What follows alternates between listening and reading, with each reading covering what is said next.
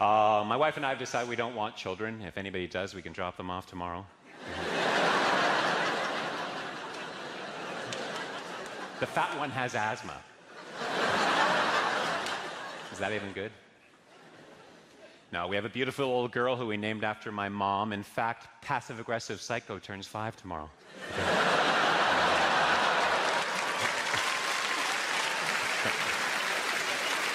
Hey, should lesbians be allowed to use dildos? They made their choice.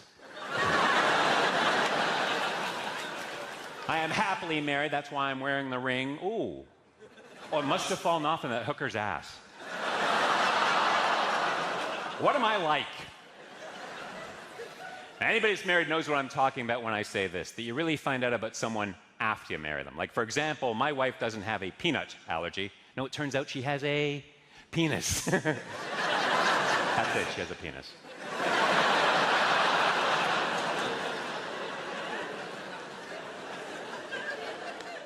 My father was a man of few words. I remember he used to say to me, son,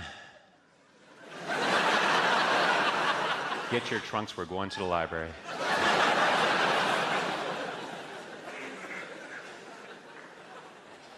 I was addicted to rolling around in pig shit. I've been clean for 2 years now. No, I seldom do drugs. I've only done ketamine.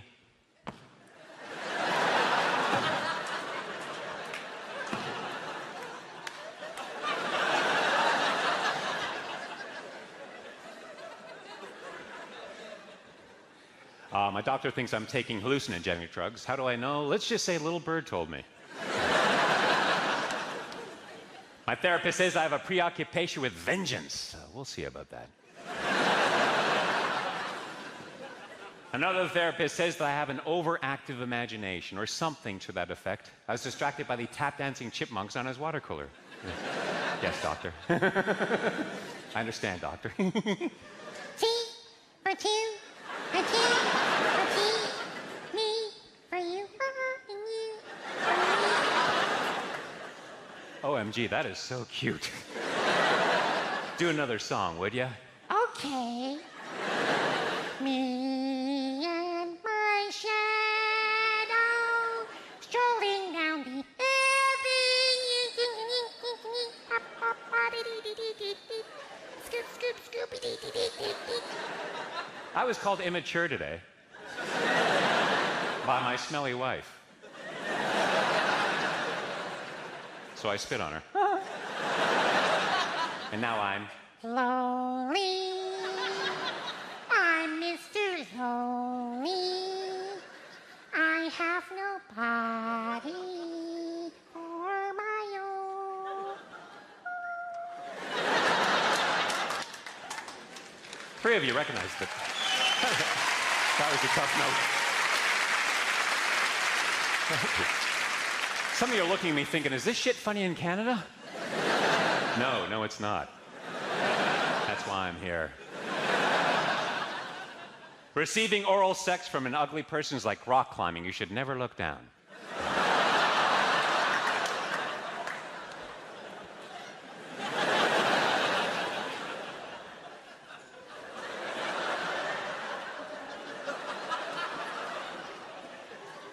Sir? You guys have been amazing. Thank you very much, everyone.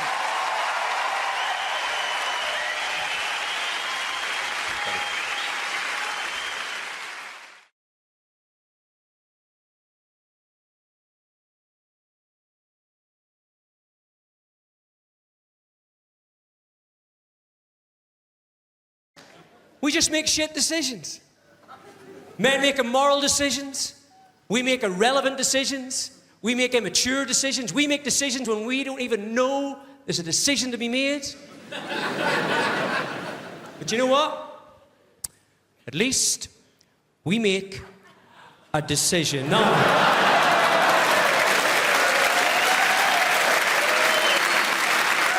Yeah.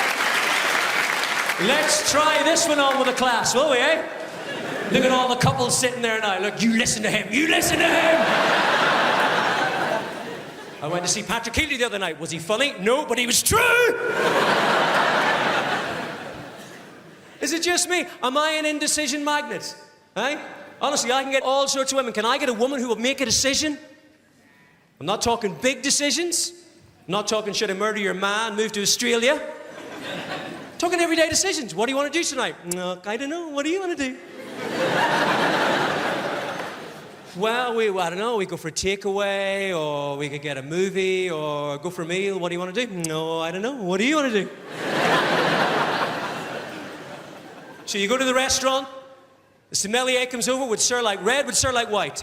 Oh God, I don't know, maybe the red, but then the red stains my teeth. Maybe the white, but hang on, are you having the fish? Because if you're having the fish, then you should have the white and I'll have a little sip. Oh, I don't know, I really don't, I'm really not sure. Just the red, please, yeah. Save yourself, go for it, I have to live with this, okay? Gets to the starter. Oh, I don't know, maybe the duck or the prawns, or the duck and the prawns. Hang on, am I allergic to the duck? No, did Jill like the prawns? Oh, I don't know, I'm not sure, I don't know. If you were me, what would you have? You by the fucking throat, that's what I have! Girls, have you any idea how difficult it is for a man to sit in a restaurant, look across at the woman he loves, and think to himself, if I marry this woman, she's going to want to decide the name of my firstborn child. If I marry this woman and I'm unfaithful, she's going to decide whether to keep me in the house or make me leave and keep half my stuff. If I'm involved in a terrible accident and I'm on a life support machine, she's going to decide whether to keep me alive or turn me off. And I'm looking at her and she can't even make her mind up between the chocolate cake and the sticky toffee pudding. And do you know the worst thing about this? I'm looking at couples. I'm looking at couples now who women should now be turning to the men and going, oh my God, would I turn it off? Would I keep it on? Would I turn it off? Would I keep it on? And the only thing going through your minds, girls, chocolate cake, toffee pudding. Oh, it's a toughie, Paddy, it's a toughie. Ooh. Is the cake hot?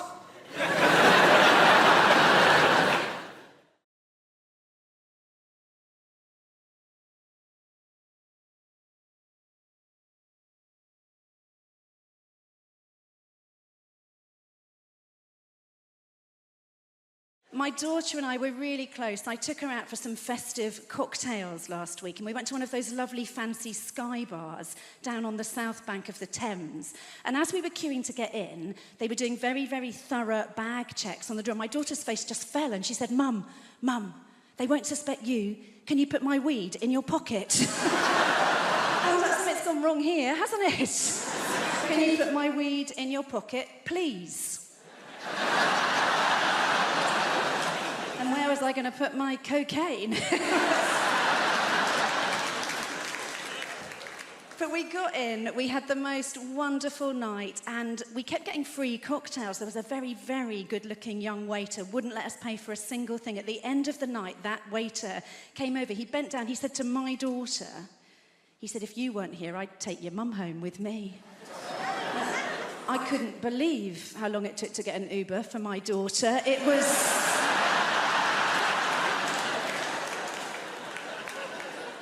So I found this thing online that can best be described as a menopause magnet, right? I don't mean George Clooney. This is literally a magnetic device to help a woman through the menopause. This thing arrived in the post. It said it would help me with my mood swings and my hot flushes. And what you do is, I know this sounds weird, sir, right? But what you do is, you put a magnet on the front of your knickers. You put a metal disc on the inside of your knickers. It keeps the magnet securely and discreetly in place. And that bit works so beautifully. But what they don't tell you on the menopause magnet packaging is when it is tucked neatly and very discreetly in your pants, distinct possibility you will find yourself metallically attached to the self-checkout in Waitrose.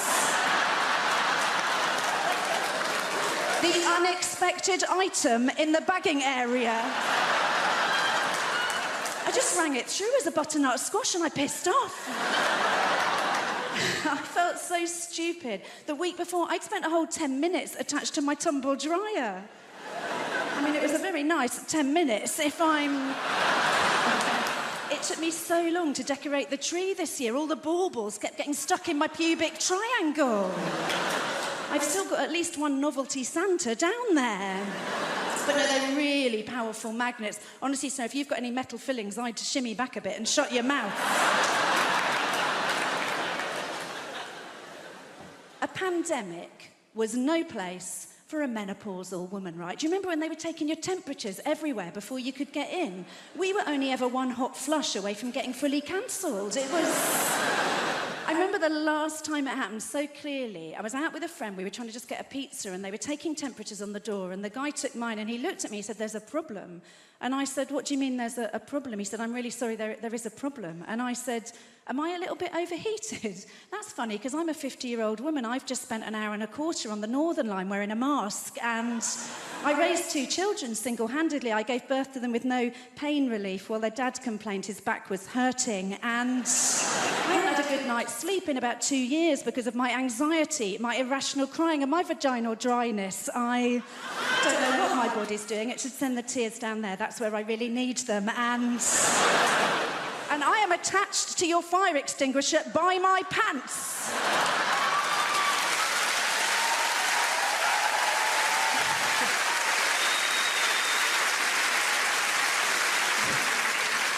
Turned out the problem was with the card machine. You had to pay on the app, so... I grew up loving trains, right? But there's one thing about the trains, other than the fact that I want them to run on time, that I really need them to change, right? And it's this announcement that goes, "See it, say it, sorted." Have you heard this? Now, if you those that haven't, "See it, say it, sorted" is an announcement on trains, which basically means if you see something suspicious, call the British Transport Police. But we all know what they really mean by suspicious. If you see a brown bloke with a rucksack, give us a fucking call. Now, I've never liked "See it, say it, sorted" because for a start, it just raises fear and suspicion constantly. Second, it doesn't get to the heart of the issue, what they really want us to do, which is racial profiling. And third and most importantly, "See it, say it, sorted" doesn't bloody rhyme. Now, this upset me. I said, right, I've got to come up with some alternative options to reflect the reality of the situation and make it a bit more linguistically appealing, right? So I've come up with 2 options to replace "See it, say it, sorted." By way of cheer, you can tell me which one you prefer, okay? So option number 1 to replace "See it, say it, sorted." Seen a muso? If so, let us know. Average? Okay. Option number 2. Don't be wacky, reporter. Hey! You little racist piece of... Gotcha! I'm in my late 30s at the moment, and a lot of my friends are already kind of parents of toddlers. Do we have any parents of toddlers in at the moment? Give me a cheer. Yeah, you are the worst human beings on the planet. I hate each and every single one of you, right? Because parents of toddlers nowadays, my God, they feel the need to show that they love their child when they're in public. Like, get on a train, you'll 100% see this. They'll be like, Oscar, we're on a train. Did you bring your bag with you today, darling? I know there are lots of people on the train, aren't there? What's that? You want to press the button even though they're waiting? Don't worry about them. I'll read you a story first, yeah, Oscar? I love you, Oscar. I love you, Oscar. I really love you, Oscar. Fuck off.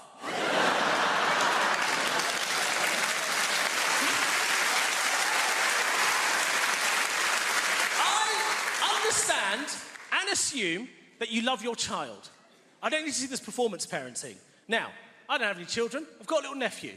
When I get my nephew along, I think to myself, I don't want to miss out on the opportunity to be a complete dick in public. So I get my nephew, I sit him down, I say, "Hello, Ali. We are on a train. Did you bring your rucksack with you today?"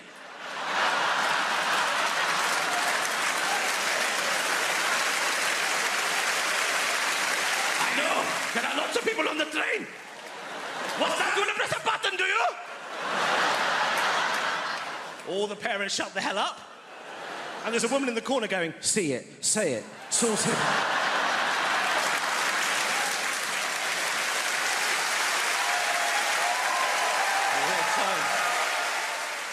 So I've moved house recently and now I have a wife. Thank you. I have a wife now. Have a wife now. I love saying that. I love my wife. I like that. Didn't used to like that whenever I'd meet a married couple, especially if there was a man in the situation. Didn't like it when he said, my wife. Always sounded so aggressive, so territorial. Ownership. This is my wife. She is my property. I own this woman. Oh, I didn't have to. Ooh, I'm not going to like saying that. But now, I own a woman. And I love to show off my property. I'm proud of my wife. She's one of my favourite things, apart from my outdoor pizza oven. No, I do like to say my wife. I should clarify this, but not for that reason. I like to say it because it took us so long to get married, right? Our original wedding date was on April 25th, 2020. Yes. And then somebody fucked a bat. And she caught me doing that and cancelled the wedding. Proper joke! 3 weddings cancelled. 3 weddings cancelled! Awful, very stressful. The first one, the worst, obviously. By far the worst. We got a call from our venue about 2 weeks before the wedding was supposed to happen, and they said, it's just not going to happen. We're cancelling all of our events. We're so sorry, right? It's about 2 weeks before the first national lockdown, they called us and said that.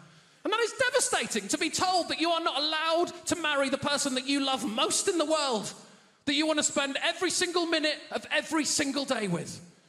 And then 2 weeks later, the government told us we had to spend every single minute of every single day together. And as we all found out, that is too long to spend with anyone. No matter how much you love them, you need a minute off now and again. It's done mad things to our relationship. We're basically the same person now.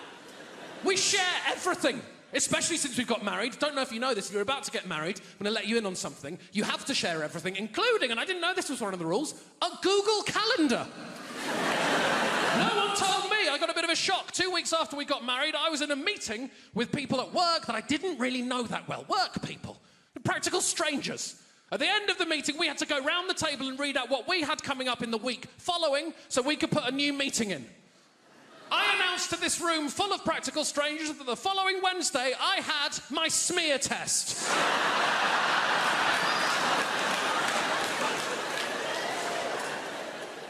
We're on a new level of intimacy I did not know existed. And I like it, but you do leave things behind at the previous level of intimacy. Don't you? You do leave some things behind. Like, we know each other so well now. We've lost that sort of exciting, unknown, sparky, sexy thing. That's dead. I'll tell you the moment that went, I know the split second. It was lockdown 1. It was in our bathroom. Our bath's directly next to our toilet. I needed a piss, so I just went for a piss. She turned around, looked me directly in the stream and said, you need to drink more water.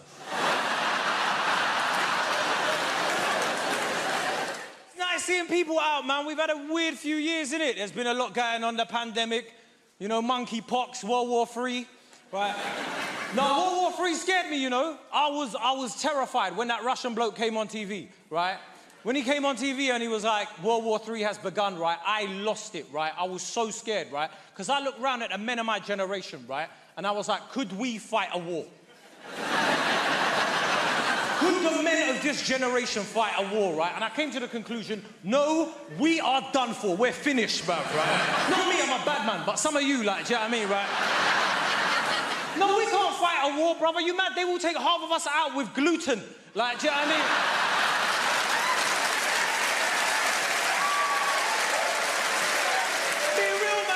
They don't even need to drop bombs. They'll just drop blue top milk over the front lines, right? Just see all of us just shitting everywhere, like, crying like, where's that gender neutral toilet? Shut up, it's a war, bro!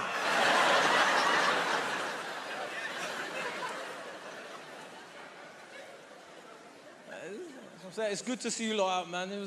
That whole thing was scary, man. Do you know the scariest part of that thing? The Mayor of London came on TV, right? And he was like, London is well placed in case of a nuclear attack. I was like, are you out of your goddamn mind? There's leaves on the track and we're done for. Forget a nuclear winter, we can't survive autumn, bruv, right? It's nice seeing you guys out, man. We've had a weird few years, man. Monkeypox is on the horizon, right? There's going to be no anti-vaxxers when it comes to that one, is there? Right? As soon as you see a massive pimple that big on your face, you're like, yeah, inject it, bruv. Do what you want, right? The thing with COVID, we had everything in it, right? Like, people were talking about the vaccine. Like, there was people on both sides that I didn't understand. Like, I don't care if you're vaccinated, just have a good reason, because I didn't get both sides of it. You know, you had pro-vaxxers and you had anti-vaxxers. Are there any anti-vaxxers in? They're louder on Facebook, innit? Like...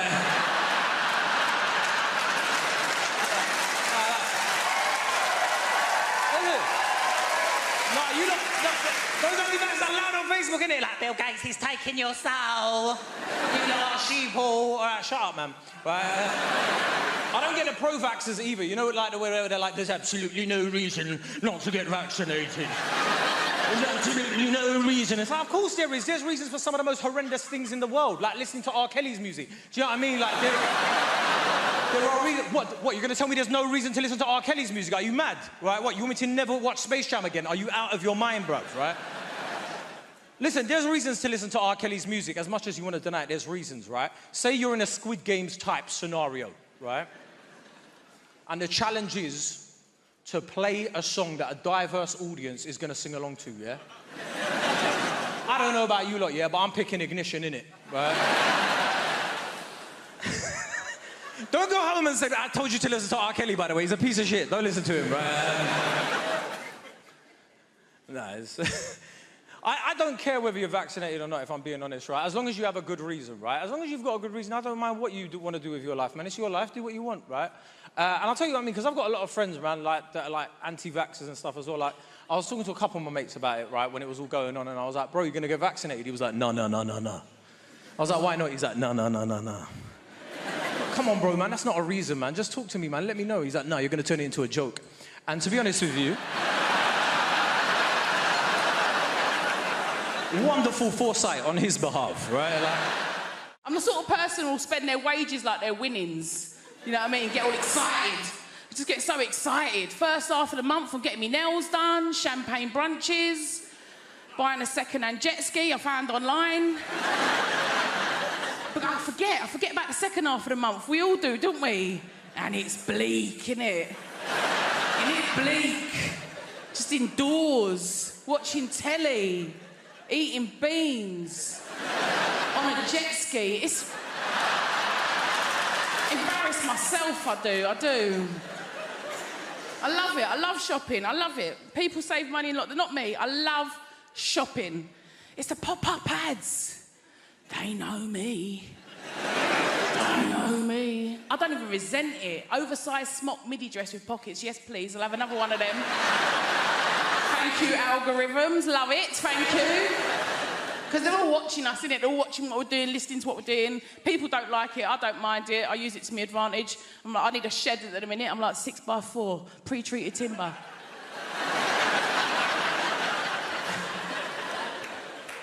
Works every time. But people get paranoid. Don't we right to get paranoid? Like my mum, paranoid.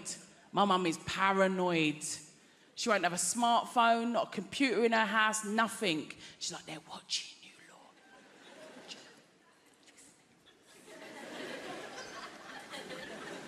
I said, it don't matter, does it, Mum? I said, it don't matter if you ain't got anything to hide. Do you know what my 73-year-old mother said to that?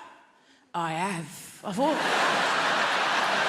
slow down, top girl, say nothing. Nutter. She's right, of course she's right. You had to do what you had to do to get through lockdown, that's what I say. Do you know what I mean? People were stockpiling. I've got 3 kids. There was no such thing as stockpiling with 3 kids, let me tell you that. Every other day I was going out for more Jack Daniels. I don't know. It's got to be done, though, innit? And do you know what it is? Now we've all got all our freedoms, I'm worried about myself because I feel like nothing's actually as fun as you think it's going to be. Maybe it's me. There's a lot of stuff I don't get, like Brighton and tapas. Maybe it is me. But I feel like other people are pretending to have fun. Do you know what I mean? Spa days. Do you like spa day? I don't think you do. Brunches? Girls, how have we signed up to 50 quid brunches? How has that become a thing, a standard? When did that happen? Not even birthdays. It's mad. I'd rather get drunk with my own scrambled eggs. Do you know what I mean? Holidays? You bothered about a holiday? No, I'm not. Again, I think you like the idea of a holiday. Do you know what I mean? I like looking for them, booking them, actually doing them. Hard work, I think. It's true though, isn't it? Do you know what? I think I would genuinely rather be hospitalised. Can you imagine? Food, drink, drugs brought straight to your bed. That costs hundreds in Ibiza, hundreds. I'd start clapping for the NHS again. I would. I love it.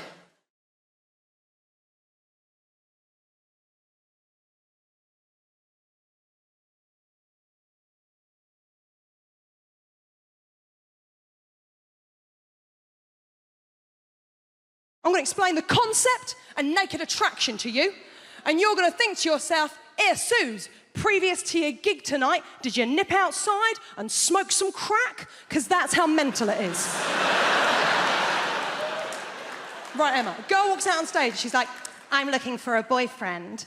And the host goes, brilliant, we've got 6 naked men in tubes behind. Then the host says to the girl, what are you looking for? And the girl will always do the same thing. She'll go, oh my God, you've really put me on the spot. And you think, no, you chose to come on this show, moron. She goes, well, I guess I'm looking for a boyfriend, but also a friend. I really like going to European city breaks, maybe someone that likes travel. And I really like music gigs as well, so maybe someone that likes music. And I guess if I'm being really honest, what I'm looking for is love. And the host goes, brilliant, let's see if you can find love by judging dongs. Okay?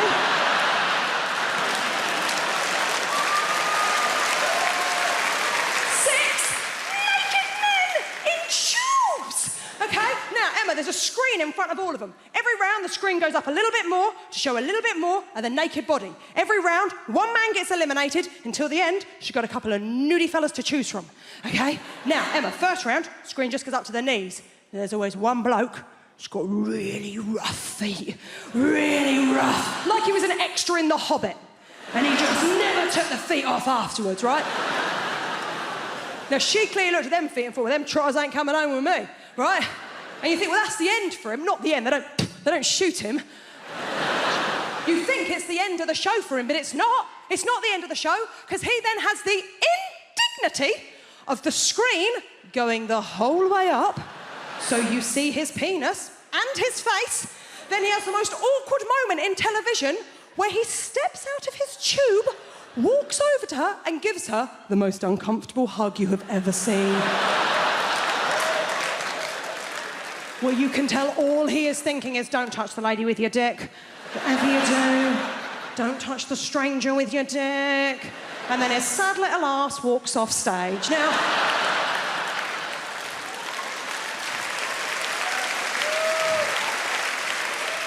the next round, the screen comes up to the waist.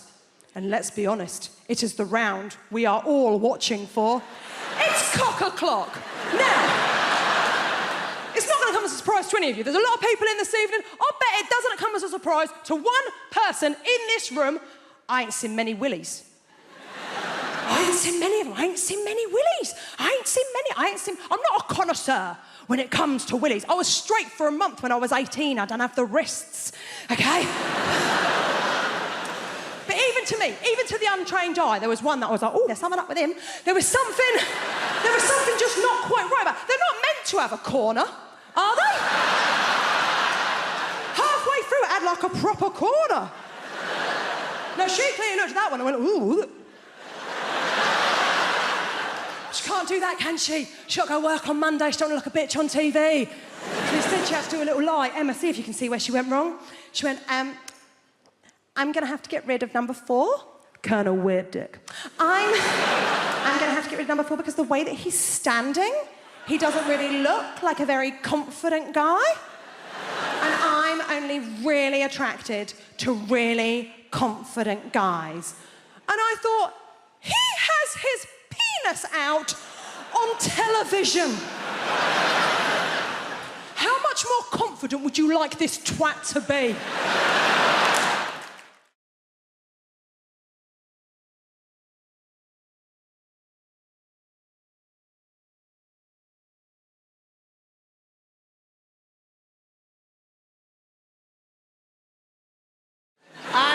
I'm used to my appearance provoking the full spectrum of facial reactions everywhere I show up, and you absolutely did not let me down.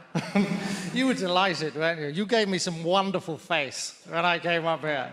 You looked at me like your mother-in-law just cancelled dinner.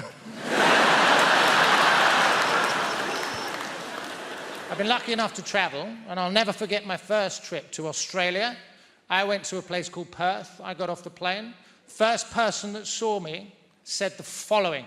Hey, mate! Hey, mate! Why is Freddie Mercury wearing a kimono?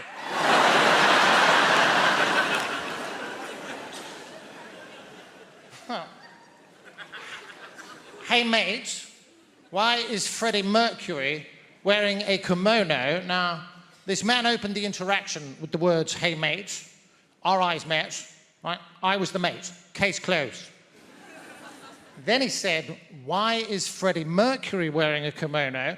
I looked around, there was nobody else there. I was persons 1 and 2 in the rhetorical question. I've never met this man, and already, grammatically, I'm on the back foot. I wasn't going to put up with that. You would have been proud of me. You can't show any weakness. I summoned up every ounce of testosterone in my body, and I fired it ocularly at this chap. And I said, I think you'll find that this is a smoking jacket. Yeah, I showed the bugger. There's a lot that's not made sense, though, and one of the things that I still struggle with to this day is how uptight us Brits are. I didn't realise in the UK, how are you is a rhetorical question. How are you is a rhetorical question. If somebody from the UK asks you how you are and you tell them, they would be mortified. Now, there are geographical anomalies, I'm delighted to say.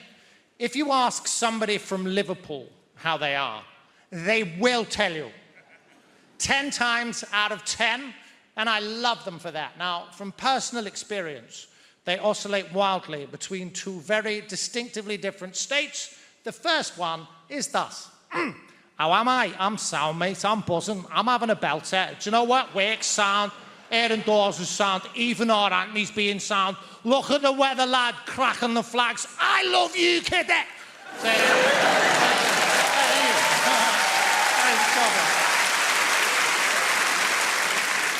Apologies for the accent, by the way. I have the ability to blend in seamlessly with my environment wherever I go. I feel an energy, I match it, we become almost indistinguishable. Silly. Now, that's the first state. Now, the second state of Scouse being is rather different, and it is as follows. I'm fuming, lad. Oh, don't you start, lad. I am fuming here, mate. I'm fuming. I am fuming. I'm up the wall with work. I've seen me arse with my dad. Everton to being shite again. You're doing my fucking head in. I am fumigating naked.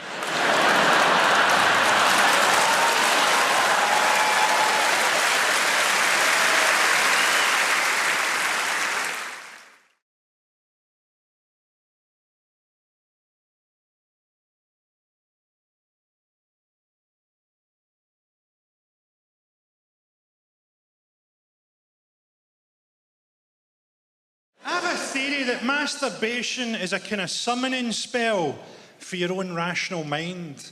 Because we're all so driven by hormones and by desire. Sometimes you've got to have a wank to speak to your real self.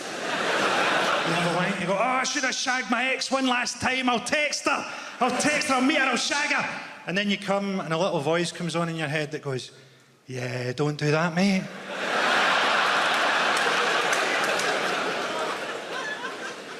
You've got to be careful with jokes, haven't you? Because not everybody's got a sense of humour. I can remember when I first realised not everybody's got a sense of humour. I was 13, I was at school and we were doing a class on stereotypes. The teacher was a really good guy. He's just talking about how stupid stereotypes are. And he was talking about a stereotype that day that's so old-fashioned and so Scottish that you definitely won't have heard it. Have you ever heard the stereotype that deaf people are really strong? That was it. a genuine thing when I was growing up. Deaf people, particularly deaf and dumb people, were believed to be really strong. And the teacher said, think how stupid that is. Have you ever seen a deaf contender for the heavyweight championship of the world? At me, age 13, I put my hand up and I went, there was one, sir, but he was disqualified for punching after the bell. And nobody laughed. And I knew right then that life was going to feel pretty long. You've got to have a bit of leeway with jokes, haven't you? I can't write jokes for the average person, can I? The average person is Chinese.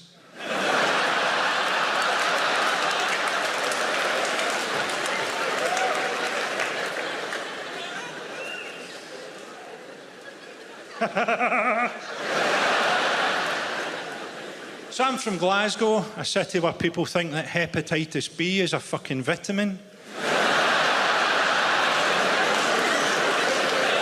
To explain Glasgow's attitude to you, this happened to me recently. I was having a wee snooze in a park, because my career's been going really well lately. I was having a wee doze under a tree, and a guy came up to me and he went, do you know your problem? You're fucking unapproachable.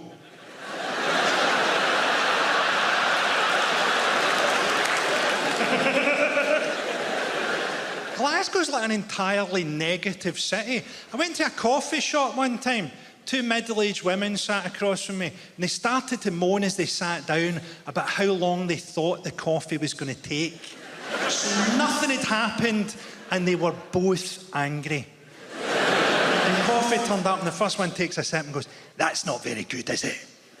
And the second one takes a sip of hers and goes, I don't even like coffee. I think English people don't really understand Scottish attitudes. You think that we all just want to see the English football team get beaten. But actually, a lot of us would much rather see the team plane crash into an oil refinery. I enjoyed reading about Sam Allardyce. I didn't realise English football had a corruption problem. I thought the only problems in English football were racism, sexism, homophobia, match-fixing, gambling, sexual assaults and the failure to perform at major tournaments.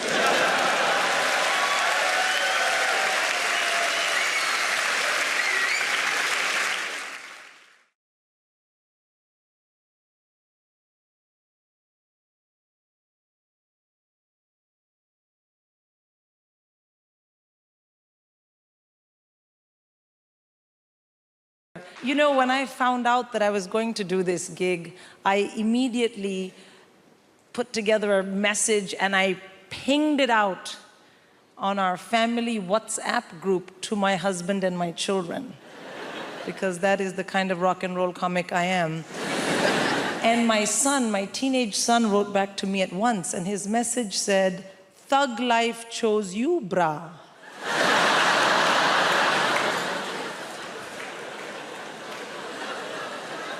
And I was like, oh shit, my child has joined a gang. I mean, what kind of language is this? Thug and bra, it had 2 R's, but he's a terrible speller. And I was like, oh no. And the other thing is I thought, this message is not for me. This idiot has sent me a message by mistake, which is for a gang member. What if the next message is something much worse? And that really bothered me because, well, this was my moment. I am going to Apollo. Like, if I'm going to find out you're a criminal, can we do it next month? So I wrote back to him in all caps, because as a good Indian mother, I mainly shout at my children. I wrote back, "This is your mom." And he wrote back, "I know, gigging like a boss." Thank you. A boss. Yeah, B-A-W-S-E, boss. And also, please do remember as you listen to the rest of my set this evening that I didn't choose it, but the thug life chose me. That's right. So I have kids. Of course, you love your kids, and it's difficult to raise them. Small kids are very easy, I find. The biggest downside of having a very small child is they are very boring. Yeah, they want to show you they love you by talking to you all the time, but everything they know, you already know.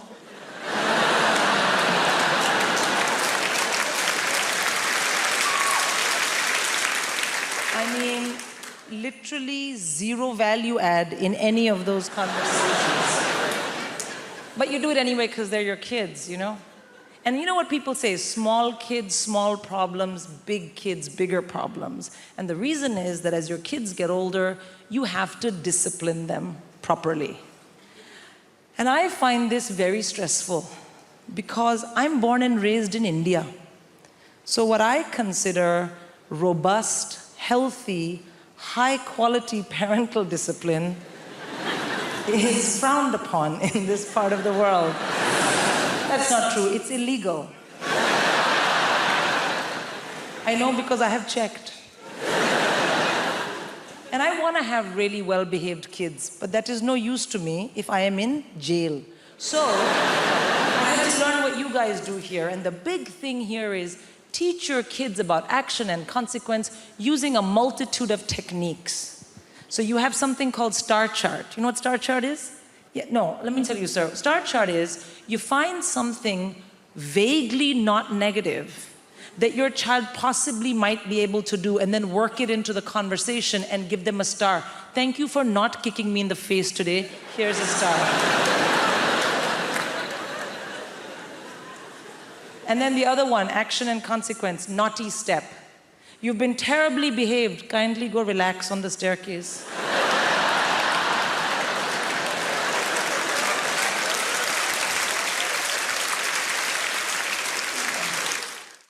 London.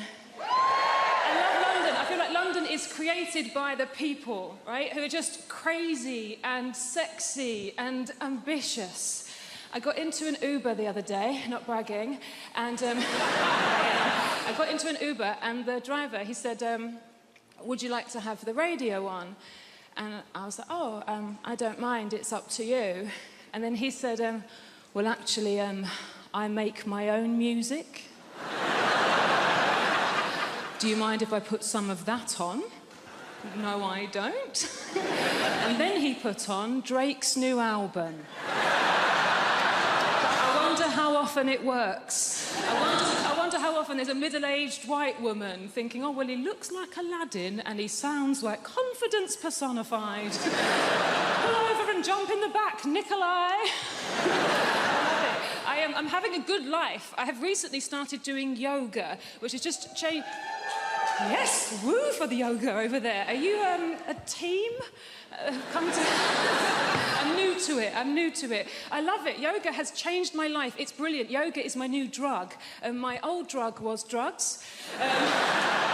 Which I'm not going to say anything positive about because it would be incredibly irresponsible. I'm not going to say anything positive about drug taking. What I will say is I didn't take MDMA until I was 32, and it was such a relief to know I could be happy. I'm just assuming the equipment's broken. But yoga is nearly as good, and there's no downsides. It's given me a whole new language. My favourite new word is namaste. Yeah, it's a very old word, it's very sacred, and it means the yoga has finished now. And then you're allowed to leave. I think that the key to being happy as you get older is self-acceptance. Like, I have to accept things about myself now. Like, I'm 36, I thought I would have children by now, and I don't. In an ideal world, what I wanted to self-fertilise. I wanted to have children that were exactly my genetics so that I could show them to my parents and go, see, it was my childhood, they're fine. Science can't do that yet. And then I had a crazy day last month where I just thought, I'm just going to buy some sperm.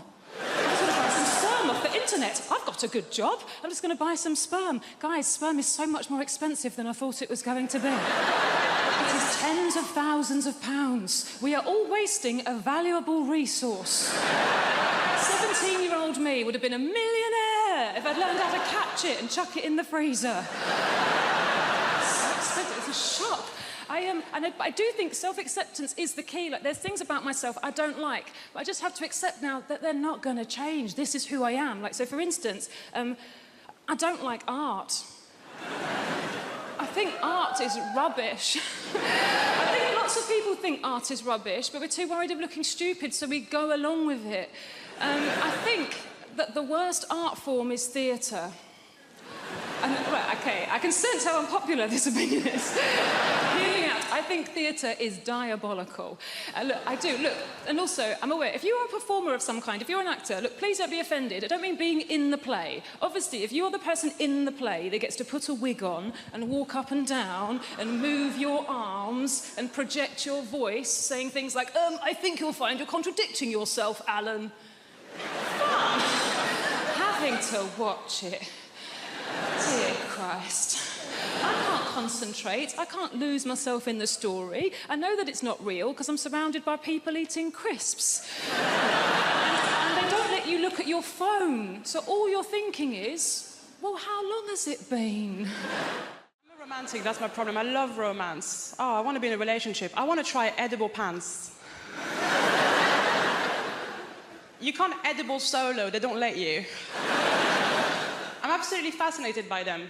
Here's why. It must be someone's job to keep edible pants from being too delicious.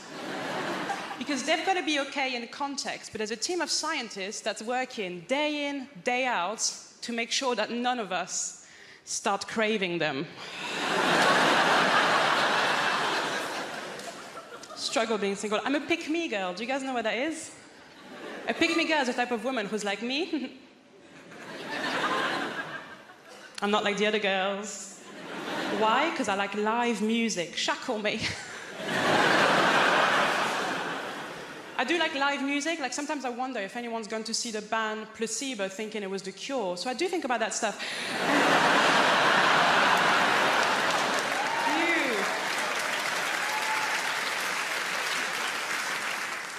Love live music. I went to see ABBA Voyage. Have you guys seen it? Voyage, if you haven't seen it, it's incredible. It's ABBA, they've got holograms now. But just before going into ABBA Voyage, I found out a little bit of industry gossip, and I'm going to share it with you because I was pissed off. ABBA, the band, they're not even dead.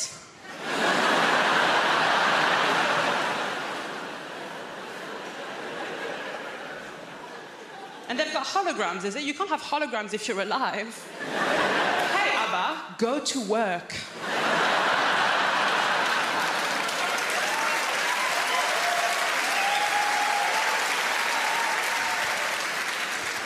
Voyage, it's amazing. From start to finish, it's them at their best. They were 28 years old when they recorded it. Start to finish, them at their best. A bit like this. So, ABBA Voyage, at the end of ABBA Voyage, sometimes the real ABBA, they come out. But the problem is that at this point in your life, you've only known them as hot 28-year-olds. So when 76-year-old ABBA comes out, it doesn't look good. It doesn't look like them. It looks like their parents have come to pick them up. I am a pick-me girl. I lie about my interests constantly, I do. My new thing now is I pretend to like football. Now, I want to like football. I really do. I really respect it as a sport. My problem is too much of it has happened. And no one will let me catch up.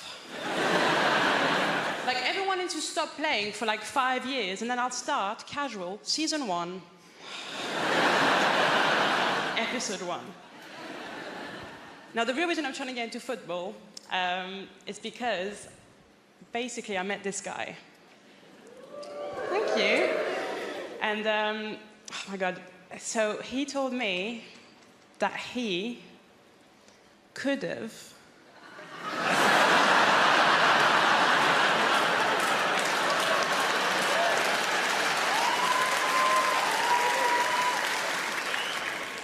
Do you guys know him? That's weird. He does have a lot of friends. He said he could have gone professional. But then, and this is so sad,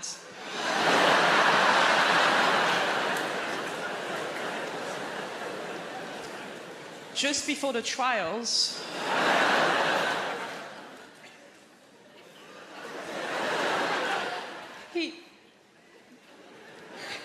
didn't have the skills. He didn't have the skills, the work ethic, or the natural talent. So close. I have realised that the musician I want to be is the drummer from Coldplay. I want to be the drummer from Coldplay so badly because that dude is rich as shit and no one knows who the fuck he is.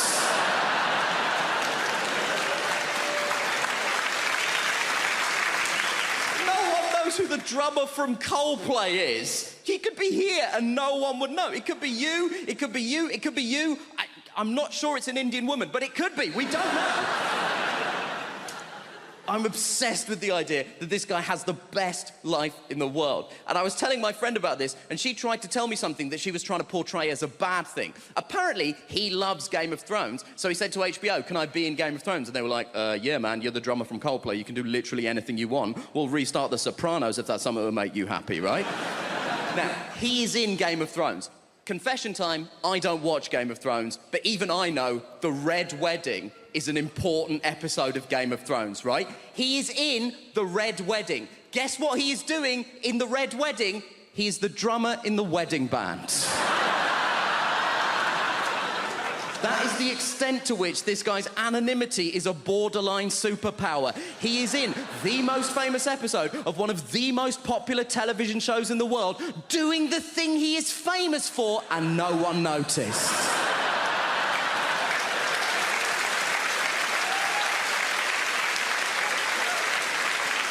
That is Kaiser Soze shit.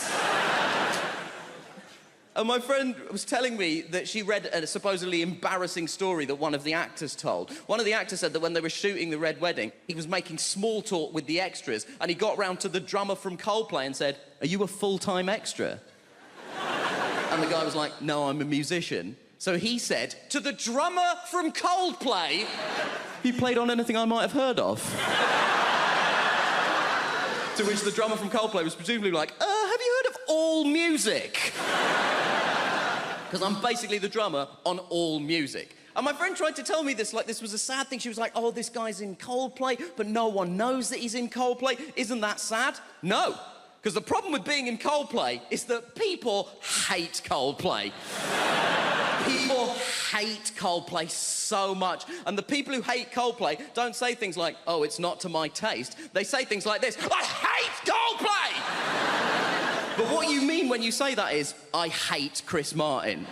No one is angry with the drummer from Coldplay.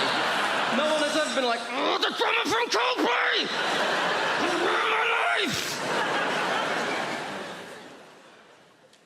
And I know what you're thinking. You're thinking, Nish, why are you so obsessed with the drummer from Coldplay? There's two other people in that band. We don't know anything about them either. And you know what? You're right. There's a guitar player and a bassist in Coldplay. I wouldn't know them even if they were here. I assume it's you two, but only because he sat next to her and I spoke to her already. That's all I've got to go on at this point. They have the exact same life as the drummer, because I did a bit of research into this. Turns out Coldplay are one of those bands where they split the royalties equally. So they have the exact same life as the drummer, apart from one detail. They have the exact same life as the drummer. They have the same level of wealth, access, and anonymity. But crucially, the drummer is sat down.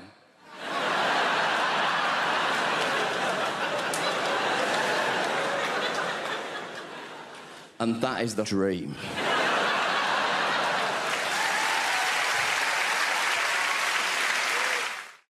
I wouldn't go down on a man with a vagina. Or, absolutely not. All on a man. No. Because a man's vagina would be disgusting. Like, I think it's a good thing that most women are born with them because you look after stuff. Like men, no, thank you. No. People get so angry though, man. Like, I always used to say the LGBT community, and then someone threw a bottle at me for not saying LGBTQIA+.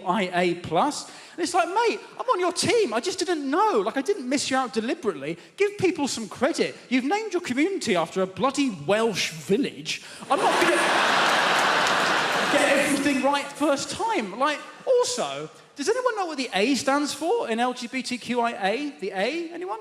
Asexual, yeah. Now that baffles me somewhat. Like, I don't understand why those people would want to be part of the same group, because that means at gay pride you've got people who are like, I'm not ashamed, I'm proud, I'm a man and I love men, you know. I'm a woman, I have sex with women. And then you've got these people at the back who are like, I want no part of this filth. Like, holding up a blank placard, like, nothing! We want nothing! And you're like, over there, that's a different march, isn't it? Sure. The problem with some sexist stereotypes, though, is that they're there for a reason, aren't they? Some questions can only be answered with a stereotype. For example, there's a stereotype that women can multitask and that men are just like, ha, the whole time. I think it's offensive to men more than anything. But some questions can only be answered with a stereotype. For example, why is it that you never hear about a woman who died wanking? It's exclusively a male method of death, isn't it? The rope around the neck and only the men. Now, this makes no sense because women masturbate. We know this. Women have masturbated since the 1980s, of course. I believe it was the sinking of the Belgrano that finally got them going. Now, statistically, there must exist women that like to strangle themselves to increase the size of their orgasm, but you never hear about them because they don't die doing it. Women seem to be able to strangle themselves and masturbate at the same time. You know why? Because they can multitask, you see. And men's like, ha! You're gonna die! Fuck it! Ha! And they die. So, some questions can only be answered with a stereotype. That's my point.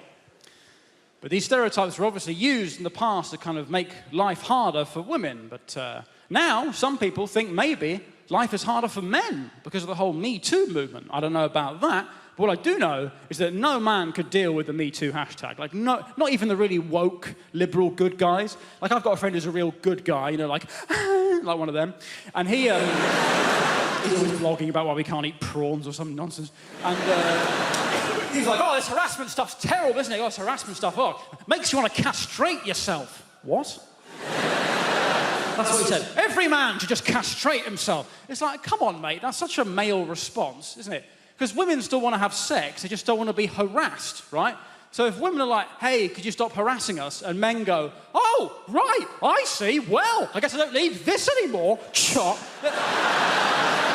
Surely women are like, no, I still want to have sex, just more on my terms. But then we're like, no, those are your options. Either we can harass you or it's nothing. The species ends. Pick a team, Karen. Huh?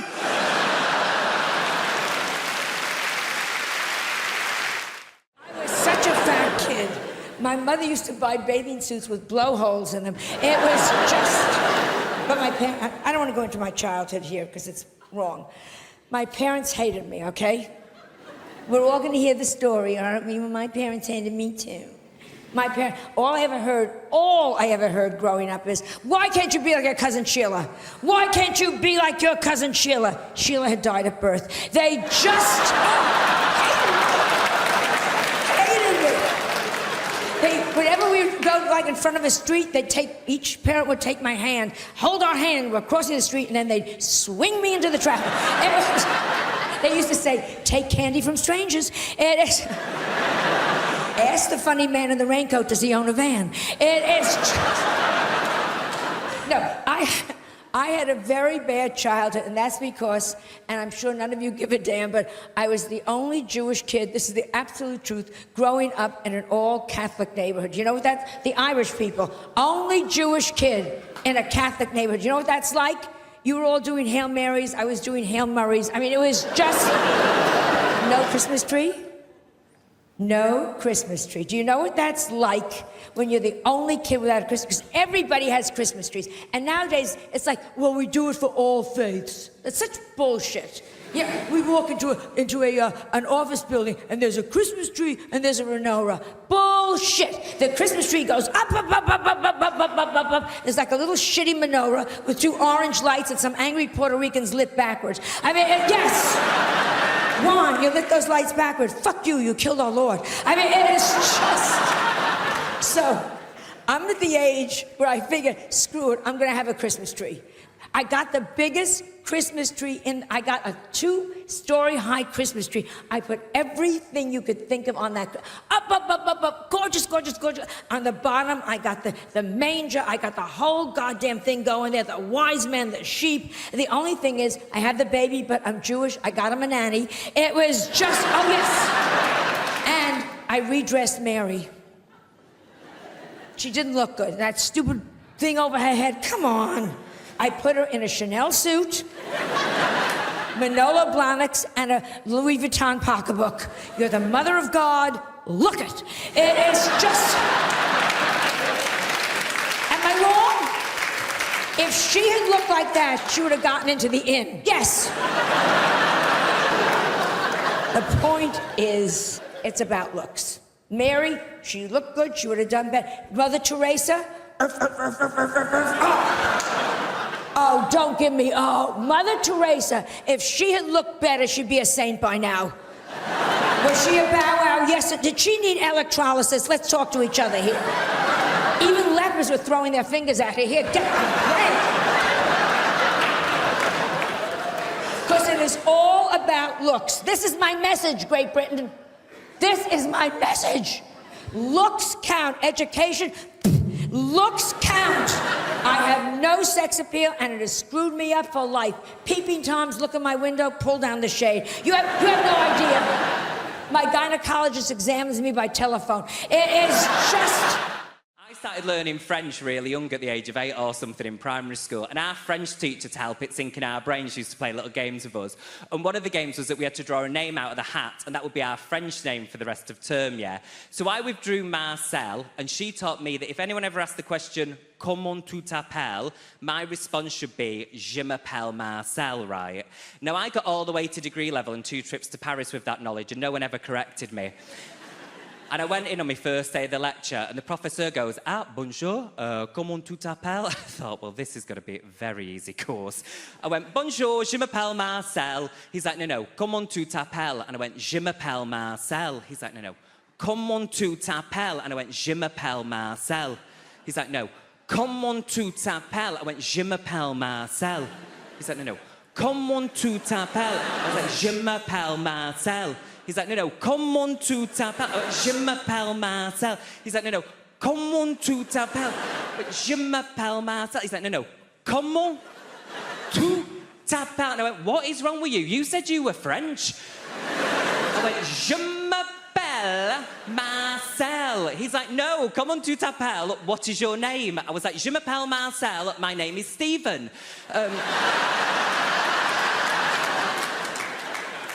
Educated.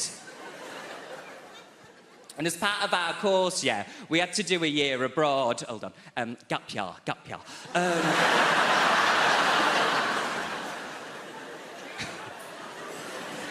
We did, Jimmy. We had to do a year abroad, right? So I moved to the south of France for a year, and I'm dating myself with this reference, I do know. But I thought it would be like a Hilary Duff film, right? Do you know where I'd like move to the south of France, get a job in a little boulangerie, fall in love, move into the guy's chateau, and never have to come and perform in Hammersmith? Do you know what I mean? And me and my friends all had a bit of a dream. Like my friend Kate, she's married to a guy now called Florent and lives in Nice. That was my dream, bitch. My friend Sam got with a guy while we were there, and his name was Nicolas. And I even got with a guy while we were there for 1 term, and his name was Kevin. It wasn't even Kevin. I went all the way to the south of France and found the only guy from Stockport. Just called me Sally Webster. And the thing I hated the most about doing that year abroad was I don't like flying. Howie, give me a cheer if you like flying. Give me a cheer if you don't like it. Yeah, all the ones sat in the sky. I really hate it, yeah, because everyone's like it's the safest form of transport, but that's not true, is it? Because speak to someone that's been in a crash. And that is valid. That is really valid. And I've had to find my way of getting round it. You need hints, tricks, don't you? So my therapist said you just need to sit on the plane doing this. I get thrown off the plane if I do that, Julie. And the way I've been trying to get round it, hear me out, you're going to think I'm mad, right? Do you know sometimes when you look at someone and you think, like Aaron, I look at you and I go, you would never die in a plane crash. You've got that kind of face, you know, it's like, you're not going to go that way. Whereas some people, they've got that face where it's like, have you already been in one? And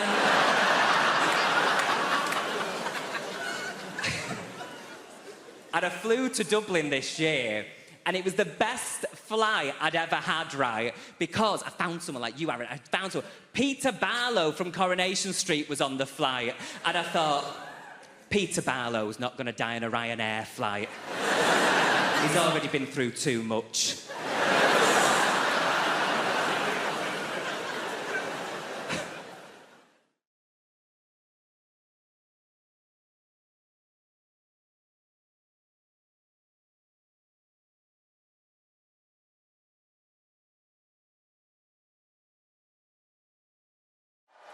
I've got 6 kids, can you believe that?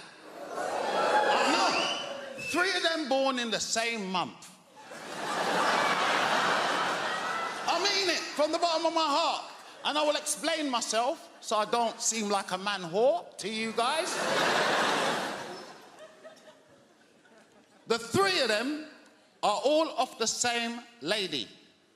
They are different ages, but they're all born in the same month. That baffled me for years. How do you get 3 kids, same lady, different ages, same month? People, I had to take a calendar and work this one out. I did. I had to count 9 months back from their birthday. Turns out it's my frickin' birthday.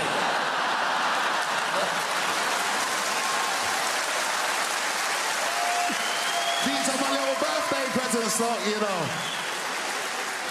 You lot can clap and laugh and everything. When is my birthday now? I don't want no punani. She can keep that shit. That's expensive fanny right there, innit? There's a lot of stuff I liked about parenting, and there's a lot of things I didn't like doing. I didn't like doing shit like, for instance, the school Christmas play. Have you not ever been to a primary school Christmas play? What a load of shit. It is. Come on now, there's no kids in here. What a load of shit. If you've never been, I'll explain. First, they usher you into the assembly hall. And they sit us down, big grown folks, on them little miniature chairs. You ever seen them? Look at the size of me, I can't fit in one. They either do that or they sit you down on that long apparatus bench. Remember the long? That's what they sit big people down on for hours. So by the time you try to get up, you've got rigor mortis in your back.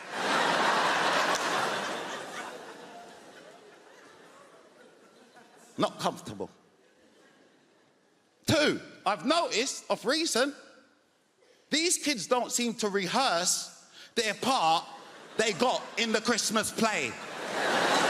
Do you remember when we were younger? Everybody wanted a part in the Christmas play. Whether it was the top part or you could be a tree, it didn't matter. You was gonna play the best tree ever. You'd be in the front room like a dickhead for hours swaying. Asking Mum, how does that look? How does it look, Mum? How does it look? But we practice. And then they start singing. Fucking horrendous. It is. I don't care what you got to say. It's horrendous. They're out of tune and everything. You think, what kind of production is this? Worst part about it, your child always try to look out for you, don't they? To try to give you a little wave. My children always do that. Look out for me to wave at me. Like I freaking know them. Do you know what I mean? You're your mother's child today, boy. That's like that, innit? This embarrassment. Mums, you lot love it. You lot video it all the time. That's like, don't send me that bollocks. Send it to your mum and your sisters. They are. Didn't enjoy that. Didn't enjoy them cooking at school and bringing that poison home for me tonight. Do you know what I mean? I know, it's poison. Don't eat from these kids. They are looking early inheritance. Don't eat from them. Don't eat from them.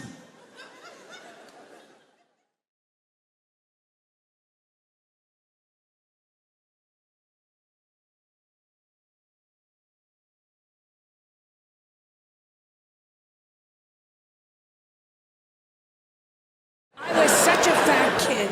My mother used to buy bathing suits with blowholes in them. It was just... But my parents... I don't want to go into my childhood here because it's wrong. My parents hated me, okay? We're all going to hear the story, aren't we? My parents hated me too. My parents... All I ever heard growing up is, why can't you be like your cousin Sheila? Why can't you be like your cousin Sheila? Sheila had died at birth. They just...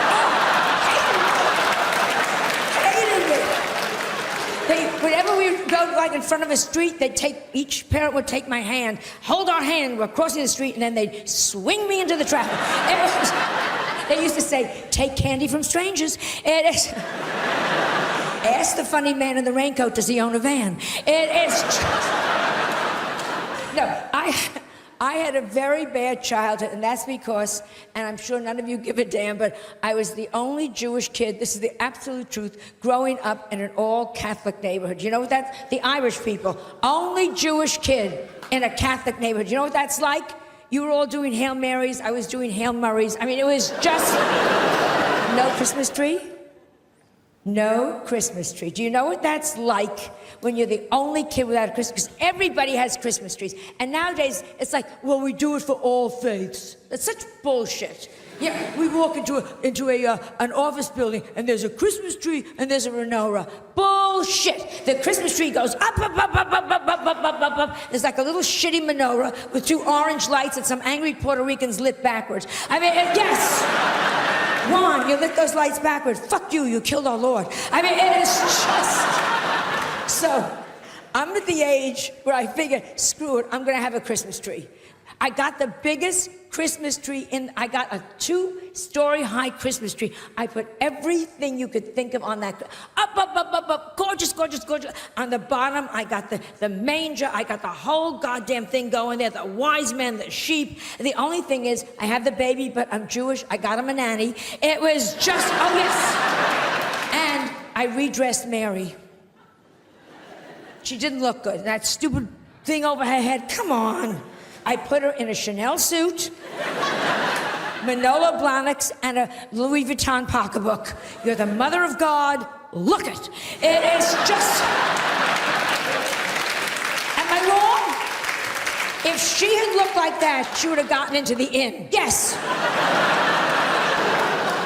The point is, it's about looks. Mary, she looked good. She would have done better. Mother Teresa,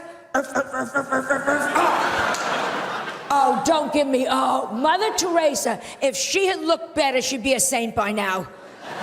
Was she a bow wow? Yes. Did she need electrolysis? Let's talk to each other here. Even lepers were throwing their fingers at her. Here, get away. Because it is all about looks. This is my message, Great Britain. This is my message. Looks count. Education, looks count. I have no sex appeal, and it has screwed me up for life. Peeping Toms look in my window, pull down the shade. You have no idea. My gynecologist examines me by telephone. It is just...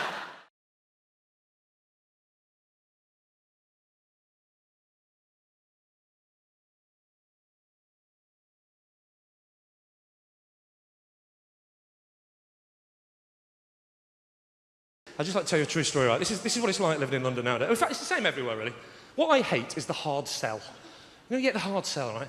I got it the other day. You know when people ring you up and say, you know, do you want to combine the gas with the electric, right? And I was thinking, oh, that sounds dangerous, right?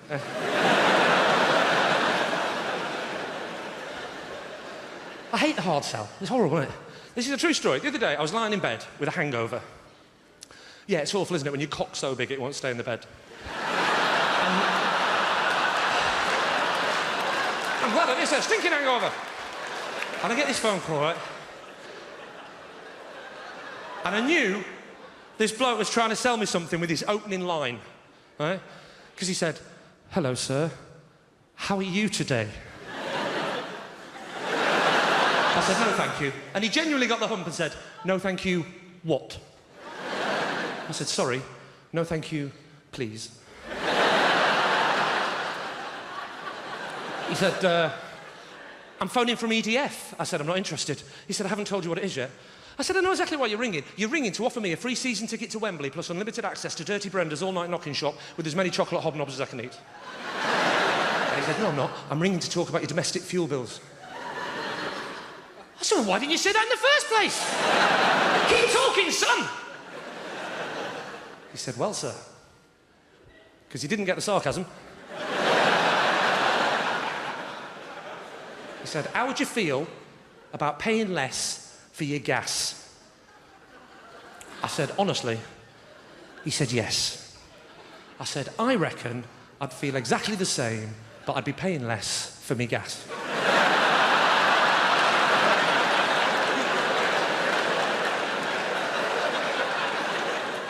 He said, can I ask you, who's your current supplier? I said, oh, it's Big Pete. He comes round every Thursday on a moped. I said, oh, sorry, gas. I thought you meant electricity. I said, it's British Gas. He said, can I ask what you chose then, sir? I said, well, it's a funny story. I needed some gas, and I live in Britain, and I don't know what it was, but they seem to be ticking all the right boxes. And at this point, he genuinely got the hump and said, do you know what? I think I'll ring someone else who'll answer my questions less sarcastically. I said, yeah, you can phone someone else. They'll be less sarcastic. They'll probably stay on the phone longer, but they'll still end up saying no to you anyway. I said, now, I don't know who's providing your current rejection, but if you were to switch to me, I would combine the rejection with the sarcasm and save you up to 15% a year on your cold calling time. And do you know what he did then? Do you know what he did? He tried to offer me nectar points. Let me tell you something about nectar points, ladies and gentlemen. I spent the last 2 years collecting nectar points. Do you know how many I've got? Enough for a tiny little jar of honey. I'd have been better off collecting bloody nectar. And I'm glad you laughed at that joke, because when I did it a month ago in Ireland, it got nothing. Honestly, God, I did a gig 2 nights in Ireland. First night, I did that joke about the nectar of the nectar points, got nothing. I walked off stage, and the bloke that travels around me went, I said, why did that joke not get a laugh? The nectar of the nectar points. He went, oh, I know why. They don't have nectar points in Ireland. What are you telling me now for after the gig? He said, don't worry, tomorrow night, say Tesco's points.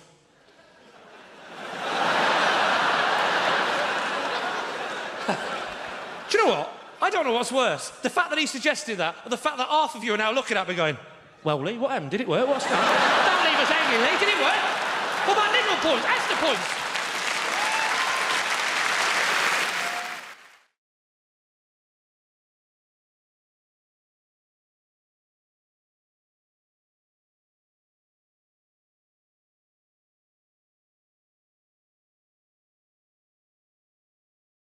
Some people find very strange things entertaining. There are people out there, some people love scary movies. Ugh, I hate scary movies. They're too scary. They scare the shit out of me. Every time I see a scary movie, I'm scared for days. I hate them, but there are people who love them. There are people out there who actively seek them out, who actually enjoy the sensation of being scared by a movie.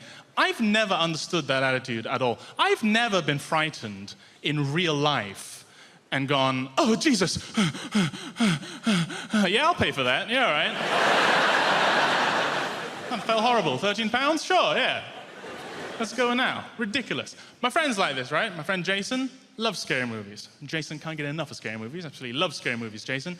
Jason is black, which I only mention because you imagined him white, and he isn't.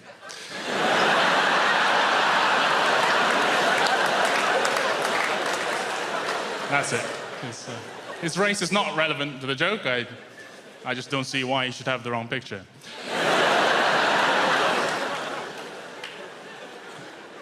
But Jason loves scary movies, and he's always trying to get me to go see him with him, go to the cinema and see scary movies with him. I'm like, Jason, I don't want to pay money to feel worse. That's an illogical exchange. That's a bad transaction, Jace. I don't want to do that. I was thinking about it. It's such a first world privilege. Don't you think?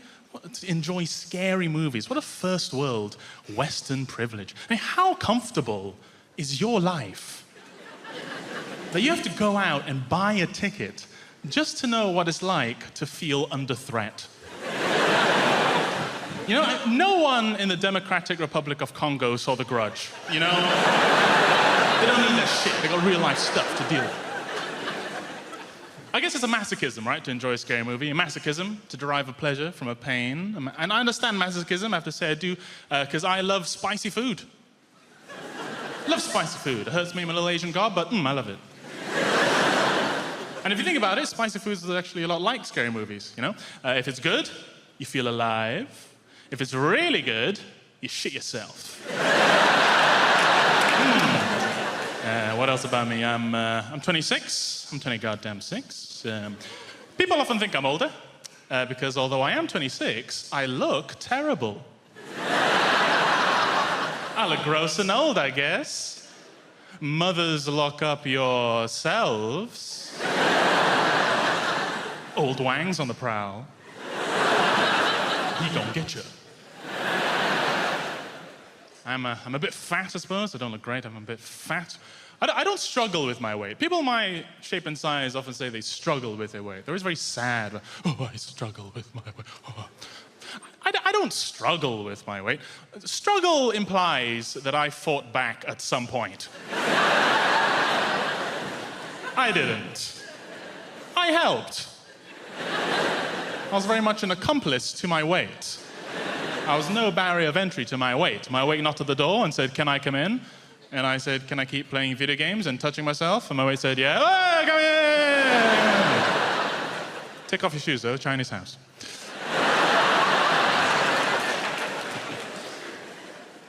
I've been trying to work on my look, though. I've been trying to look better. I've been trying to work on my look. I think it's important for all of us to have a distinct look that we like and to accomplish it as best we can.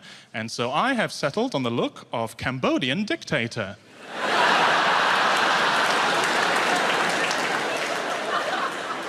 It's a pretty strong look. It's been getting me a lot of respect recently. Mainly from Cambodian people. But then I got fun shoes at the end. Racist people think that I'm barefoot, but there you go.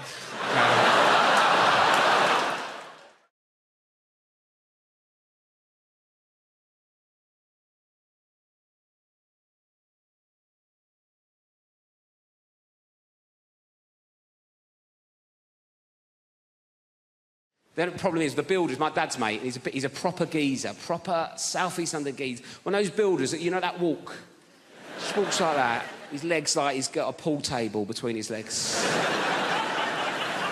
And he walks like that, and also he's got those really thin jogging bottoms. You know those like grey jogging bottoms that builders wear? I don't know where they get them from. They're so thin, and it just grabs onto anything that's there. I feel like I'm getting stared out by his knob and balls as he comes in. And sometimes it's weirder than him being naked. I don't know why. It feels more intrusive. He's like, "Hello, son, what we got here?" I don't know. Everything's walking around like that. I reckon I could draw his knob and bollocks from memory better than mine. So he's coming like that. And I'm like, "Oh, God." I go, "Do you want a cup of tea?" He goes, yeah, I'll have a cup of tea. I went, "How many sugars?" He went, 13. That's not a cup of tea anymore, it's a pudding. That's an Angel Delight of a tea bag, innit? 13 sugars, I'd our mate sticking it in. It's about £3 worth of sugar. He's only come round for a quote, it's already cost me. I put 14 in to test him. Give it him. He went, "It's a bit sweet, isn't it?" You winding me up, you know me on 13, you greedy bastard. Old type 2 Terry's come round and it's a bit sweet for him, is it? When are you going to do this job? I want it done before your foot comes off, all right?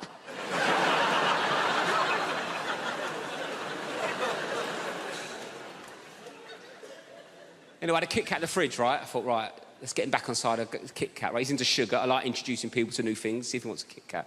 4-finger Kit Kat. Like, how would you eat a Kit Kat? 4 fingers? I've said that wrong, haven't I?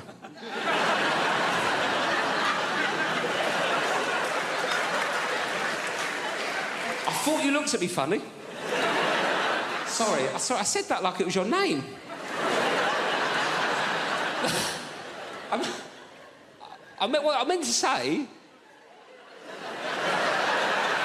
I don't know what I meant to say. I meant to how would you eat a 4-finger Kit Kat? But I went, how would you eat a Kit Kat? 4 fingers.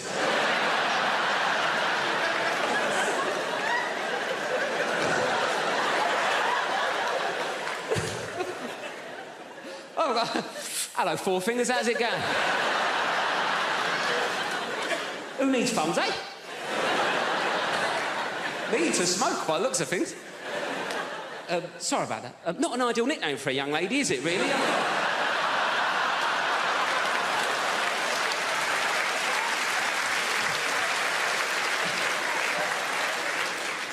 So what would you do? One finger at a time? Is that what you'd...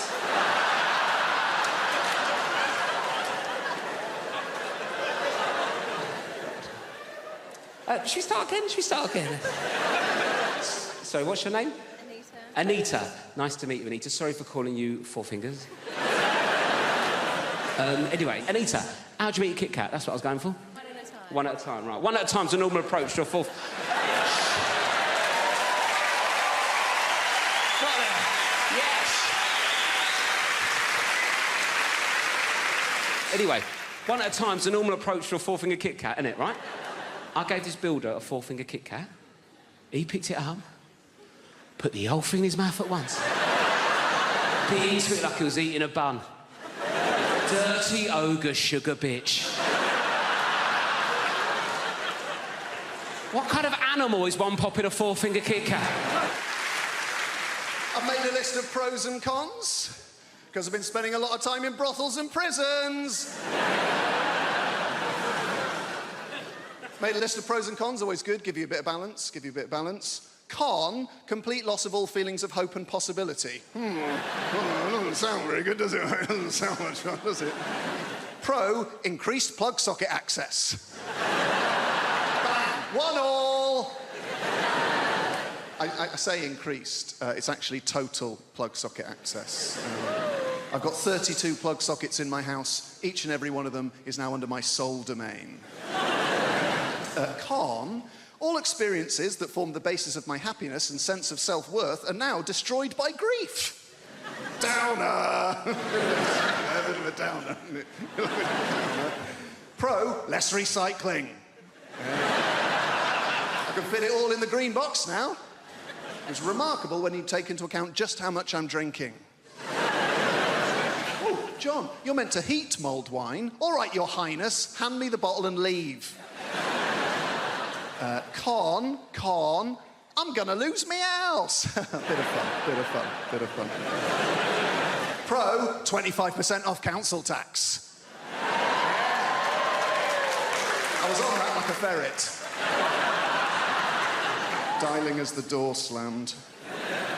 And that's us fresh out of cons. The rest are just pros, guys. Yeah. Increased freezer space, all 4 drawers. Cheaper gas and electric. Reduced wear and tear on fixtures and fittings.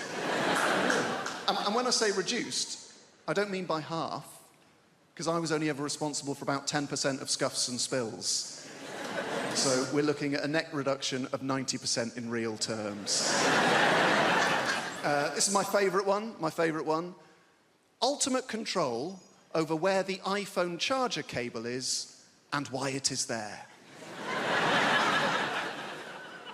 There was a time it would take hours to answer the questions, where is the iPhone charger cable and why is it there? Not anymore. Plugged in next to the bed, most convenient place to have it. Simple. Is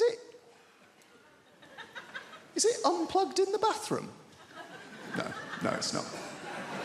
It'd be a ludicrous place to keep it. There's no plug socket in the bathroom.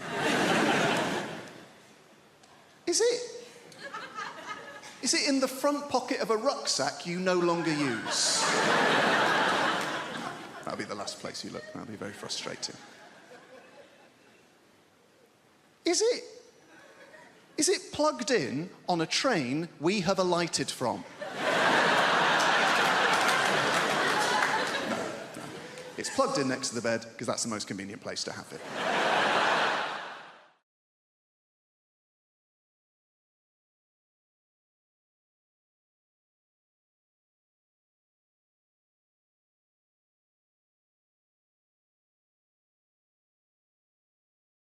My housemate, he's weird, 35 years old, still draws a little line on his milk in marker pen to know where the level was. I think that's stupid, but I get my own back I buy my own milk, and I use that to top his milk up just above the line.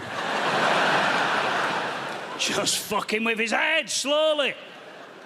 He's confused, he's looking at it, he thinks the milk is growing.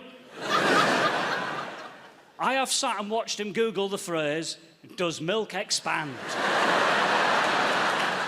I'm in there. And my side of the fridge, it's looking pretty good at the minute. I don't mean to brag so early on, but I've got goo puddings in there. Yeah, I'm doing all right. If you don't know what a goo pudding is, let me explain them to you. They're these posh little puddings. They come in a glass ramekin. You eat the pudding, then you wash out the ramekin, and you look at it, and you think to yourself, I'll do something with this.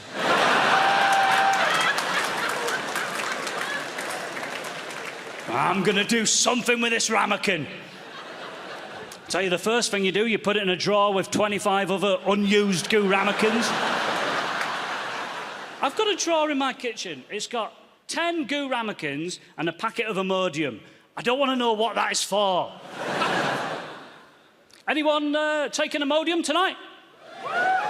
Wow, a lot of you. Horrible interval, I imagine. I think Imodium is the best medication. Stops you shitting yourself, but crucially, it's got some of the funniest potential side effects on the packet. If you look on the side of an Imodium packet, it says, if you take Imodium, you may suffer from a loss of libido. Like, oh, the diarrhea does that for me. Well, I'm not worrying about my sex drive when I'm shitting myself like this. What sort of psychopath is mid-diarrhea? Reading the words, lose my libido? No, thank you, then. I'm feeling pretty sexy and confident at the minute. Whoa! Going out tonight, might get lucky in between these frequent, horrendous toilet stops.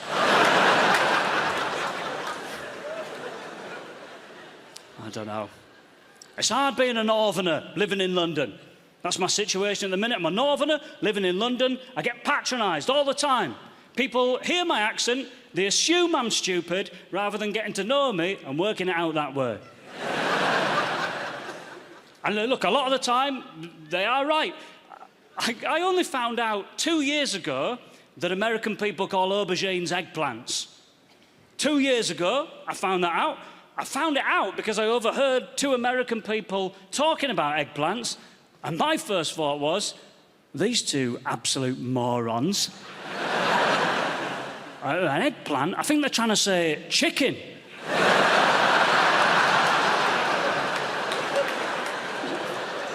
An eggplant?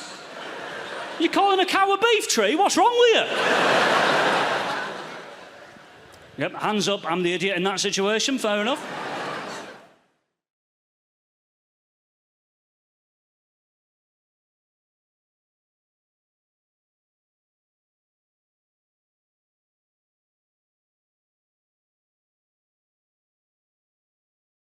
The most sexually adventurous thing I ever did, I did it when I was single. When I was single, I ordered the #1 vibrator on the Love Honey website. And the Love Honey website is a sex toy website, for those of you pretending not to know. I kind of ordered it out of spite, right? Because one of my exes called me a prude, which I think is such an extreme thing to call someone. I don't think I did anything to warrant that. The only thing I can think of maybe is once I said that I don't like morning sex. That's not a big deal. That doesn't mean that I'm not sex positive. I just don't think you should do something that disgusting in the morning. Not whilst the blackbird is singing his morning tune. But I went on the website. It was late at night. I just ordered the first one on the list because I thought that would be good. That would probably be quite nice. The thing that arrived is so terrifying. It plugs directly into the wall. It has one of those on the end of it. It uses mains electricity. It needs to be pat tested.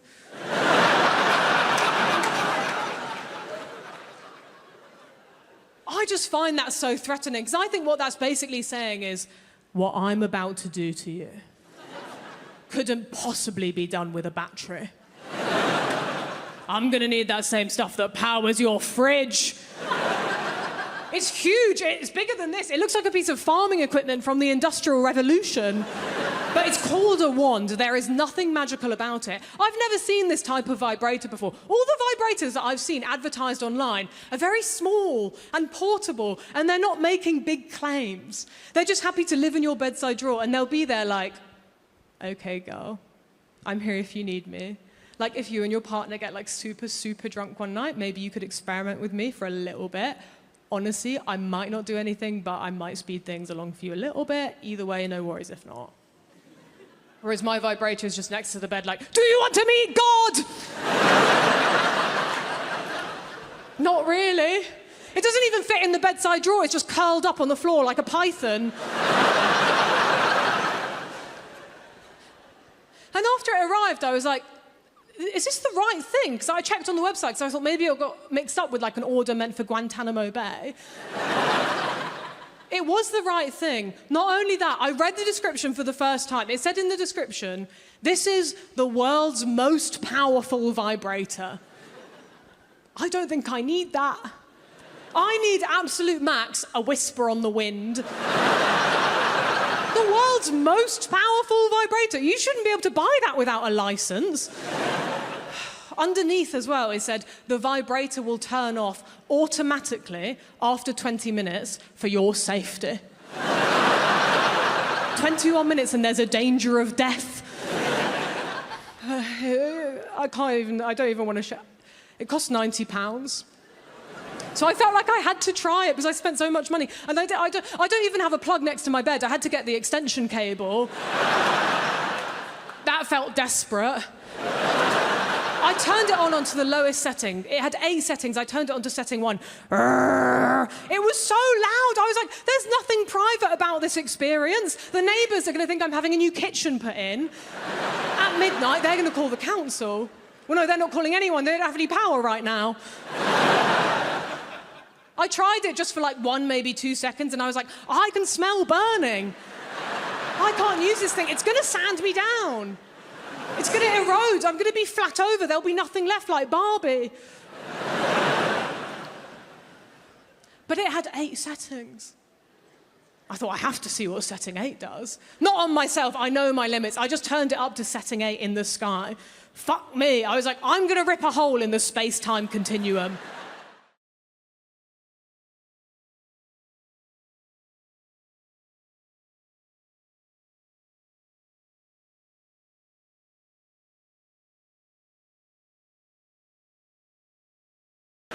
I saw a guy masturbating on the bus, and that wasn't the weird part. The weird part was he looked bored.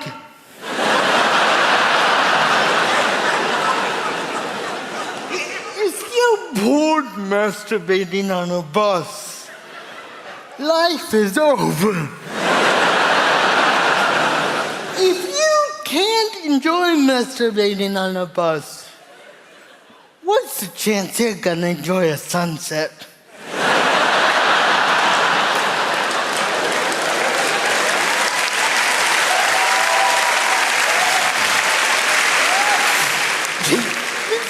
This woman got on the bus, this older woman, and me and older women have a weird relationship. So this old lady sat down next to me, and I'm thinking, oh, shit. And she turned to me and she went, excuse me, sir, do you mind if I pray over you? And I went, yes. I mind that very much because we're on the night bus. Your God is not here.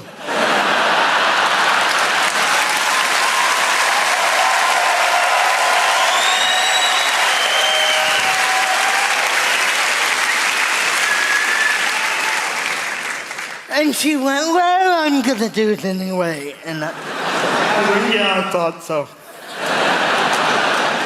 So she started speaking in tongues over me, telling Satan to leave my body which I was flattered I got Satan. I got the big dog himself. That feels good. Right? Which, by the way, if you're ever riding a night bus, do it with some lady casting demons out of you. Because no one bothers you. Right? So she did that for 10 minutes, non-stop, speaking tongues over me. And then her bus stop came. So she rang the bell to get off, which is the most fucked up part of the story. Because if you think about it, this lady believes, she truly believes she has the power, the cosmic power to cast demons out of me. She believes that. But she also believes her bus stop is more important.